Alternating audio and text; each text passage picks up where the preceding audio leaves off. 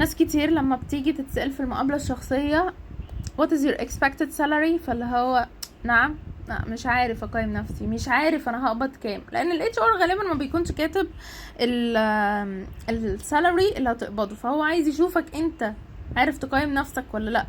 اوكي. كمان الاتش ار بيكون حاطط minimum salary و maximum salary. طب انا اعرف السالري بتاعي ازاي وايه اللي ارد عليه ازاي؟ من الاخر ممكن ارد عليه اقول له based on my research and experience I am، وابتدي اقول السعر بتاعي. وممكن اقول له I hope to get، امل ان انا اخد كذا. اوكي. فده اللي انت عملته. طب ايه ده؟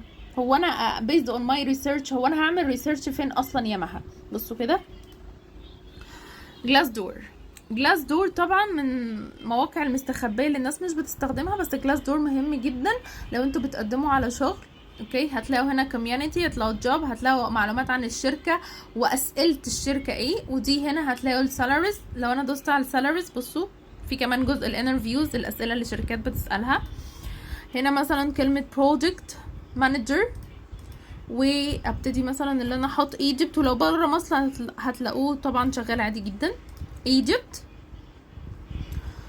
طبعا انا هو طلع، بس انا بقالي عشان فتره ما بستخدموش، فانتوا هتلاقيه لو عملتوا الاكونت بتاعكم هتلاقوه بيطلع لكم عادي، بس انا عشان بقالي فتره you haven't shared anything on Glassdoor ف تقريبا قفل الحساب بتاعي. او موقع وظف برضو حلو جدا اللي انتوا تعرفوا السالري بتاعكم كام. دي هنا وظايف. اوكي. انا كنت بقدم على سوشيال ميديا باي ذا واي، فهنا دي سوشيال ميديا سبيشالست. دي هنا مكان الشركة دبي يونايتد ارب اميريتس، بس تقريبا الوظيفة بتكون ريموتلي. اوكي. فهنا الاكسبيرينس بتاعتك من 2 ل5 سنين. السالري بتاعك ايه؟ 8000 ل 12000 بير مانث.